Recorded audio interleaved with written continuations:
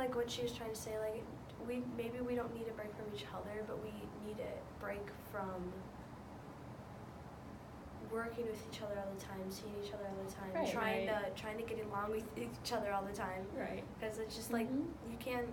It doesn't always happen. It's normal. Right. Like we can still hang out. Like we can still be friends. Right. We just don't need to work on the same project. Right. You don't need to be with each other every second of the day. Right. If your friendship is true, you guys can take a break and come back to each other like no days have passed. Right. So with you guys now working with each other, how have you encountered or how have you handled arguments or disagreements? These kinds of conversations of working together or not again? Well, we've worked pretty good together since 4th grade because that's when he came to Randall.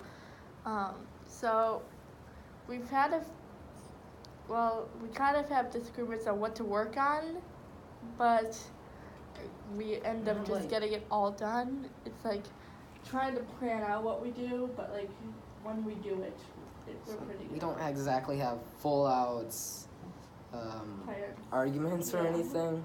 We kind of, hey, let's do this, but I want to do this. Okay, then we'll both do that. Who bends more? Like who compromises more? Sure. Sure. Exhibit A. That's funny. Okay. That was great. Do you have any questions right now? What do Turns you it on yourself. What do you hope that people in the audience walk away with? As teachers. Or administrators. Yeah. That it's okay to let children think for themselves. Oh, I like that one. I think we should write this down. Damn. Probably write down. Close the day. Marker? Right there. Question mark? We need to let them know that it's okay that children can think by themselves. Do you feel like we've offered that opportunity Yeah. for you? I think that, I think as teachers, you've developed a relationship with us that you can trust us to do what we need to do, but still do what we want to do. Okay. And also, as students, we can trust you to be there to help us when we need it. I just got goosebumps on that one. Maybe it's just because the fan is out. That could be it too. But I'm gonna go with the powerful, profound statement instead. Me too. I think for our project specifically, I think one of our main goals is just to, like adding on to, like being able to have kids thinking for themselves, like having people know that, like, just like the awareness, like not every intellectual conversation or noticing is from an adult, and not every intellectual conversation or noticing has to be, like, not, I mean, like, it has to be facts, but not all of it has to be facts, because everything is always something to build off of, and I feel like kids are very good at doing that, building off of things, and, like, discovering things for themselves.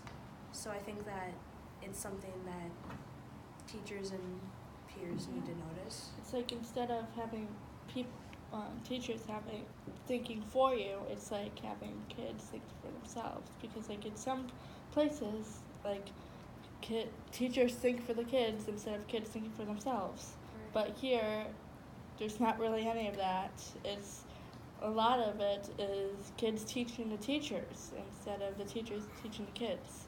So. And I think with our project specifically, I want to show that kids can make a difference, because a lot of people, like my sister's friend, she was like something about wanting to be a nurse or whatever, and like she can't really get into that because she's just a kid, like that kind of thing, and she can't, or there was something about like she wanted to change something, but she can't do that because she's just a kid. But we want to show to teachers so that they can show their students that they can allow kids to be able to do something about it, about what they care about. Like some people think down to kids because they're kids, so they think that they can't do anything. They think that like they don't understand the full picture. So I think we kind of want to make it so that like teachers and kids are kind of equal, but like still having teachers be able to teach the kids.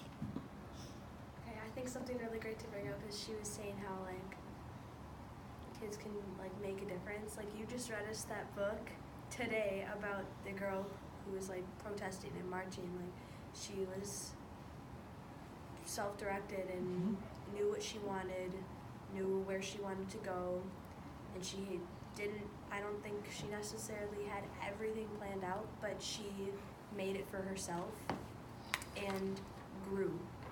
And I think that's what we like both And changed the get world. into. Right. It's a book written about her. Yes. And laws changed from her.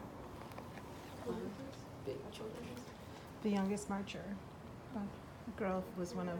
Who was it about? Like, She's a girl. Oh, you guys told her. I told her. Tommy? No? Did you read it? I did. Yeah. She read it. I read it 3 times, so it's It You know it the best. It was about a girl named Audrey, and they had like a kids march.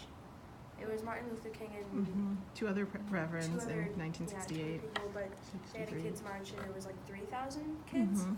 I think that's what it was. 3,000 kids marched, and they all filled up all the jail cells. Because it was illegal to be black and march. You couldn't protest and be black. So they She did protested. a week in they arrested all jail. of them. all the per- kids, and and they- they filled up all the cells, so they couldn't arrest any like. They So now couldn't people put people could just in jail. walk into So stores.